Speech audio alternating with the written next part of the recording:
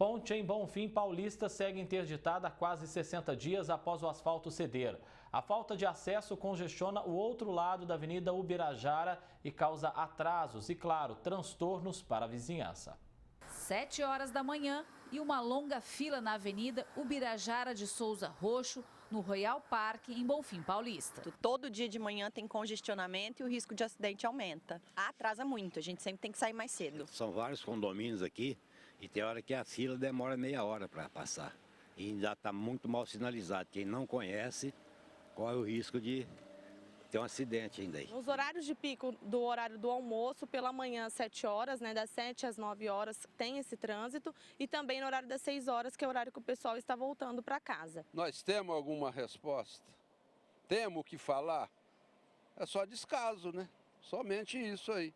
Esse transtorno que está no trânsito todo que tem aqui, os condomínios, o grande tráfego, e é isso aí.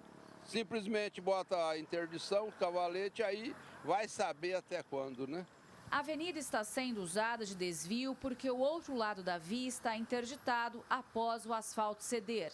Tem motorista que também passa por uma estrada de terra próxima, mas corre o risco de ficar com o veículo atolado por conta da lama e uma valeta que há no caminho.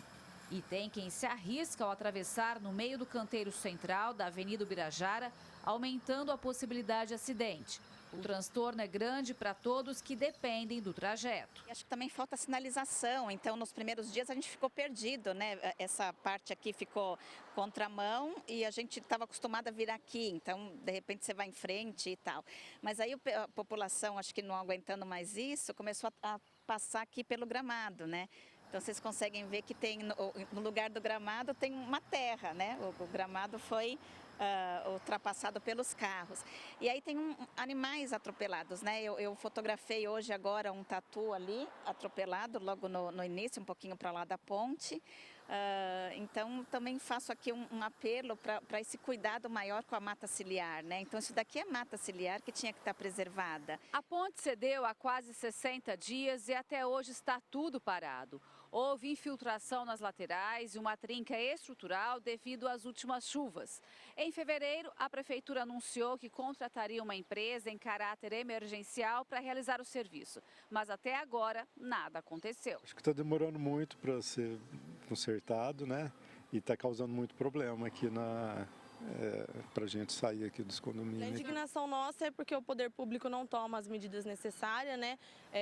A gente tenta contato, abrir já vários protocolos com a prefeitura e nem tive um retorno de pelo menos falar que eles estão cientes sobre a situação e vão fazer alguma coisa, né? Eles nem nos retornaram, não deram nenhum parecer para a gente. Para o consultor urbanístico Elias Vieira, manutenções são necessárias para evitar casos como este da ponte, principalmente em período de muita chuva. Evidentemente, as prefeituras, de modo geral, e Ribeirão não foge à regra, não têm feito sistematicamente uma manutenção preventiva, tanto dessas infraestruturas como pontes, viadutos, etc., como do asfalto.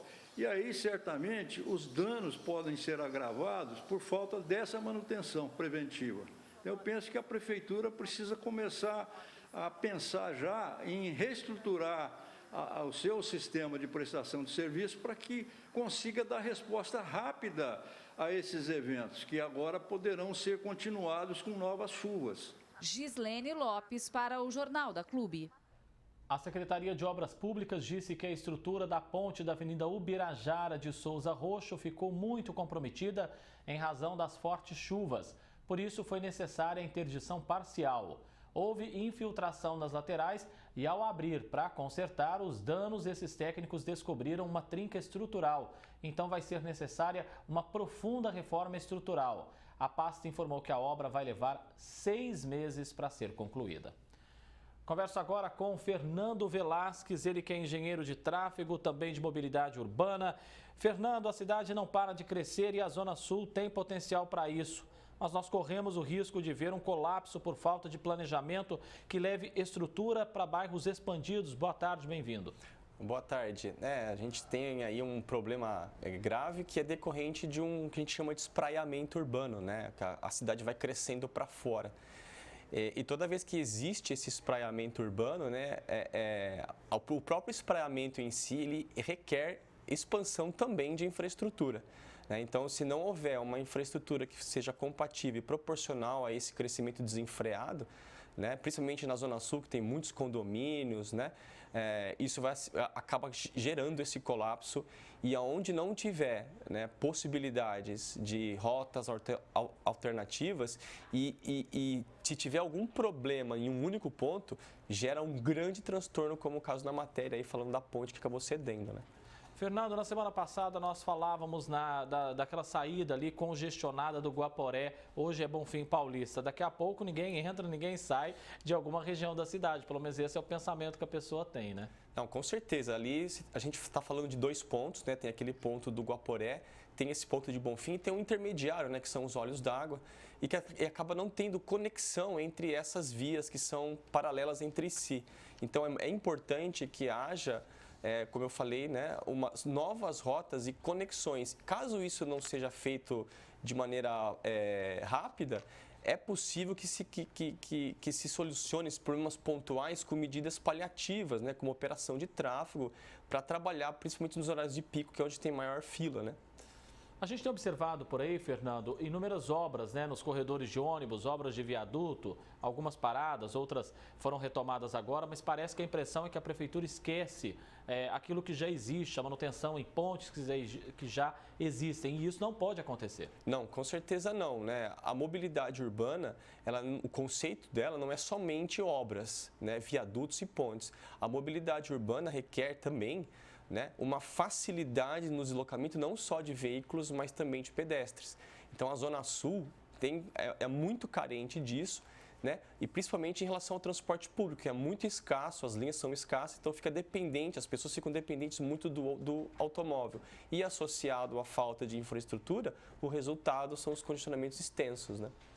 A gente sabe que Ribeirão Preto é uma cidade importantíssima para o nosso país, para o nosso estado, e quando a gente pensa no desenvolvimento de Ribeirão, na parte econômica de Ribeirão, a gente está pensando também na mobilidade urbana.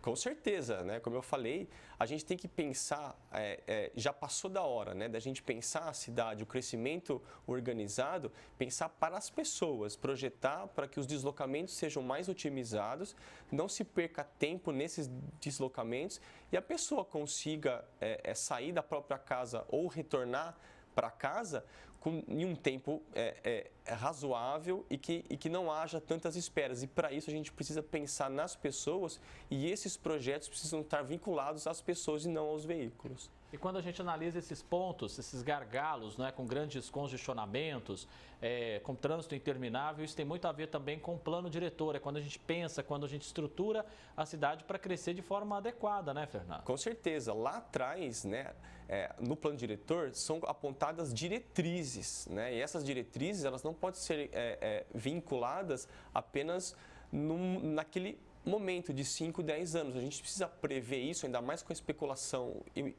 imobiliária de diversas regiões, a gente tem que prever isso a longo prazo. Então, essas diretrizes têm que estar casadas com os futuros empreendimentos, por isso que a gente chama isso de planejamento. O planejamento é prever organizadamente o crescimento dessa demanda e a expansão urbana. Engenheiro de Tráfego e Mobilidade Urbana, Fernando Velasquez, agradeço muito a sua presença aqui no Jornal da Clube. Um abraço, Fernando. Até mais. Eu agradeço, um abraço.